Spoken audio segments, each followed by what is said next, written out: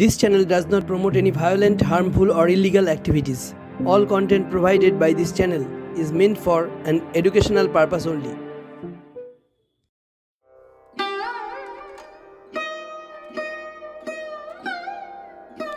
নমস্কার, পবিত্র কথা চ্যানেলের পরিবারে আপনাদের সকলকে স্বাগত জানাই।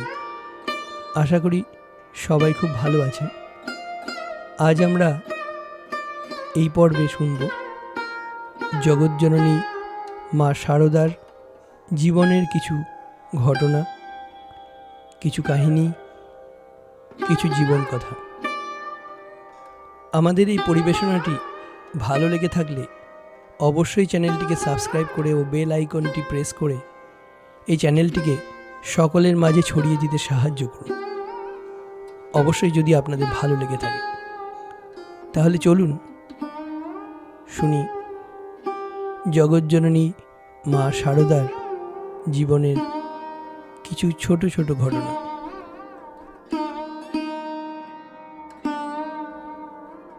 ডাক এসেছে।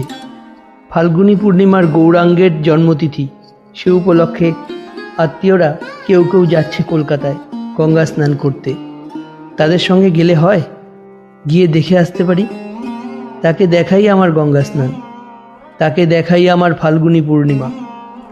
বাবাকে বলবো কি না জানি মনে করবে, হয়তো বুঝে নেবেন অন্তরের কথাটি। লজ্জায় মরে গেল শারদা।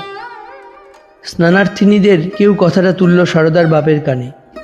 তিনিও এক কথায় রাজি। শুধু রাজি নন, তিনি নিজেই যাবেন মেয়েকে সঙ্গে নিয়ে।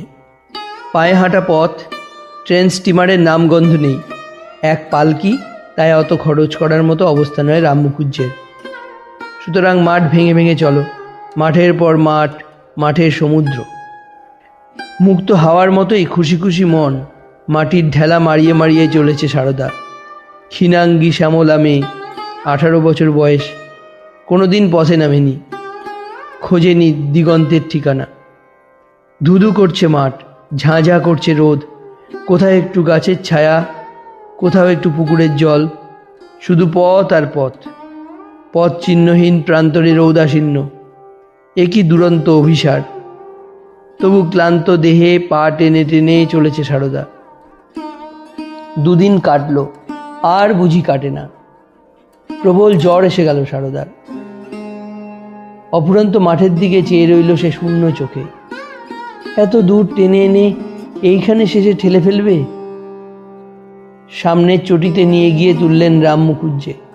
উপায় কি? যতদিন না জ্বর ছাড়ে, দেহ সুস্থ না হয়, যাত্রা স্থগিত রইল।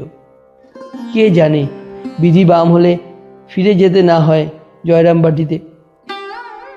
সেই জ্বরের ঘোরে চটিতে সেই কালো মেয়েটির সঙ্গে দেখা। সেই কালাভ্র শ্যামলাঙ্গী কল্যাণী, তার প্রেমতরল দুটি চোখ, স্নেহ বাড়ি ভরিত স্পর্শ। এক পা ধুলো নিয়ে বিছানার পাশে বসে পড়ল, মাথায় হাত বুলিয়ে দিতে লাগলো। জ্বরে পোড়া গা ঠান্ডা হয়ে গেল মুহূর্তে।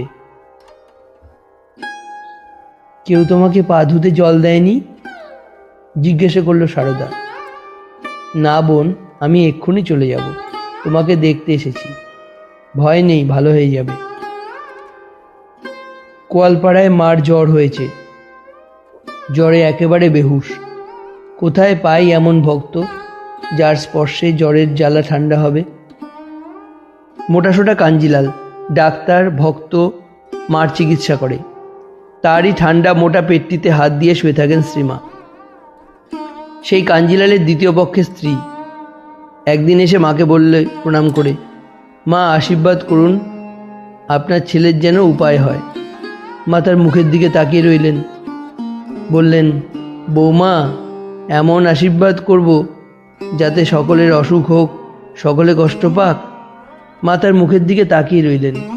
বললেন, বৌমা, এমন আশীর্বাদ করব যাতে সকলের অসুখ হোক, সকলে কষ্ট পাক। এমনটি পারবো না বলতে, বরং এই আমার আশীর্বাদ, সকলে ভালো থাক, সকলের মঙ্গল হোক। ঠাকুরের প্রবল অসুখের সময় বলছেন তিনি নাগমশাইকে, ওগো এগিয়ে এসো, এগিয়ে এসো, আমার গা ঘেঁষে বসো, তোমার ঠান্ডা শরীর ছুঁয়ে আমার দগ্ধ শরীর শীতল হোক। বলে তাকে জড়িয়ে ধরলেন ঠাকুর। দারুণ গরম পড়েছে। মা তখন কোয়ালপাড়ায় বলছেন আকাশের দিকে চেয়ে, আহ, একটু বৃষ্টি হলে ধরিত্রীটা ঠান্ডা হতো। কিছুক্ষণ পরেই শুরু হলো ঝড় বৃষ্টি। শিল পড়তে লাগলো।